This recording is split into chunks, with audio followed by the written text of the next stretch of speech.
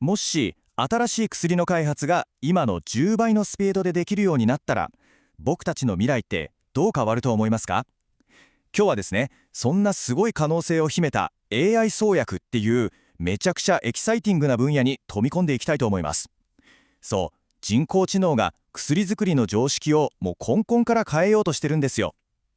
その最前線で活躍しているスミナっていう強力なツールが一体どうやって未来の治療薬を生み出していくのか、その秘密を解き明かしていきましょまずはですね、僕たちがこれまでに直面してきたとてつもなく大きな壁の話からさせてください。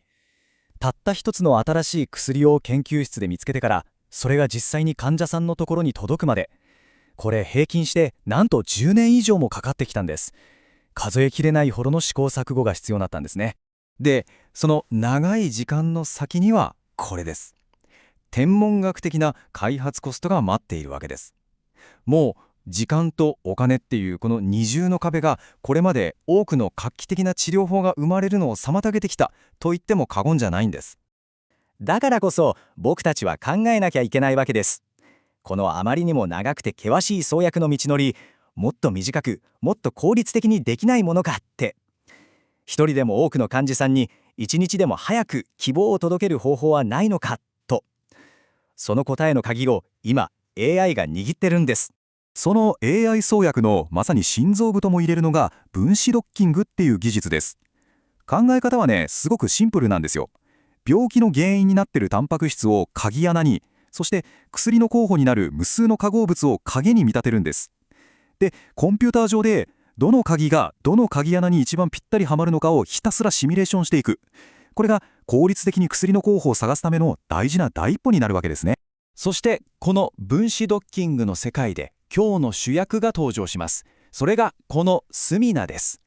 スミナはですね、世界で一番広く使われているオートドックビナっていうソフトをベースに開発されました。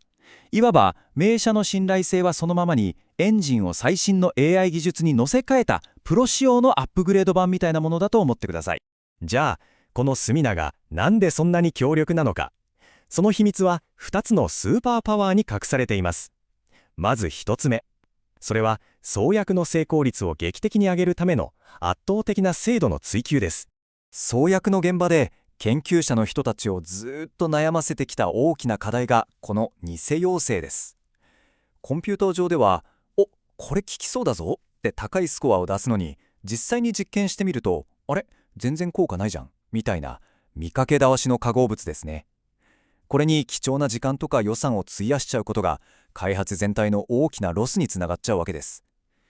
いかにこの偽物を見破るか、これが成功の鍵なんです。そこでスキミナが使うのがサイスコアリングっていうすごく賢いやり方です。これ医療でいうセカンドオピニオンにそっくりなんですよ。まず1回目の計算で、これ有望かもっていう候補をわーっと広く集めます。で、次にスキミナを使って全く違う評価基準でその候補たちをもう一回もっと厳しくチェックし直すんです。この2段階のプロセスを通すことで、見かけ倒しの候補がふるい落とされて、本当に有望な金の卵だけを見つけ出す精度がもう格段にアップするんですね。さて、スミナが持っているもう一つの革新的な力、それは研究者の知識を AI に反映させるカスタマイズ性です。ちょっと考えてみてほしいんですけど、例えばがんのタンパク質とアルツハイマー病のタンパク質って性質が全然違いますよね。だから全ての病気を同じ物差しで測るなんてことはできないわけです。それぞれの病気の特性に合わせたオーダーメイドのアプローチが必要になってくるんです。スミナは AI を単なる計算機から研究者の有能なパートナーへと進化させるんです。つまり研究者が長年の経験で培ってきた専門知識とか、言ってみれば石の直感みたいなものを AI の計算プロセスそのものに組み込むことを可能にしたんですよ。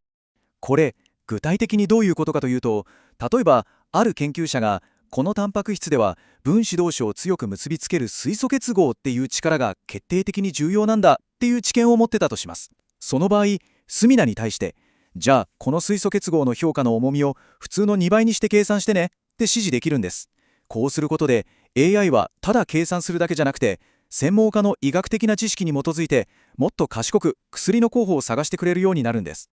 これってまさに患者さん一人一人に合わせて治療を最適化するテーラーメイド医療の考え方ですよね。それを創薬の一番最初のコンピュータシミュレーションの段階に応用したものと言えるでしょう。薬探しの時点からもう個別最適化が始まってるんです。さて、この高精度とカスタマイズ性っていう2つの強力な武器を使って研究者の人たちは実際の現場でどうやって創薬を進めていくんでしょうか。その具体的なワークフローをちょっと見ていきましょう。創薬のプロセスはざっくり3つの段階に分かれます。まずステップ1が標的の準備。薬がくっつくタンパク質の正確な 3D データを用意します。次にステップ2が高速スクリーニング。ここでスミナの出番です。数万、時には数十万っていう膨大な化合物の中から有望な候補をあっという間に絞り込みます。そして一番大事なのが最後のステップ3、専門家による検証です。AI が選び出したトップ候補が本当に薬として成り立つのか、科学的に問題ないのかを人間の専門家が最終的に判断する。まさに人と AI の共同作業がここにあるわけです。スミナがこれだけパワフルなのは理論だけじゃなくて、日々の研究ですごく使いやすいように作られてるからでもあるんです。いろんな形式のデータをそのまま扱えるんで、研究者は面倒な前処理に時間を取られることがありません。さらにコンピューターの性能をもう最大限に引き出して、膨大な情報をものすごいスピードで処理してくれる。本当に頼もしいですよね。さて、ここまでスミナの強力な機能とその使い方を見てきました。では最後に、この技術が僕たちの医療、そしてあなたやあなたの大切な人の未来に一体どんなインパクトをもたらすのか、そこを考えてみたいと思います。スミナみたいなツールが普及すれば、創薬にかかる時間は劇的に短時間になります。これってつまり、今まで治療法がなかった難病で苦しむ患者さんに新しい希望をもっと早く届けられるってことですよね。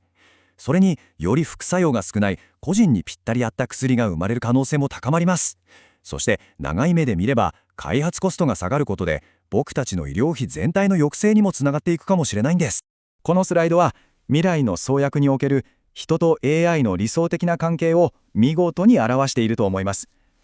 AI は巨大な迷路の中を人間には不可能なスピードで駆け巡って、可能性のある道を全部探してくれる。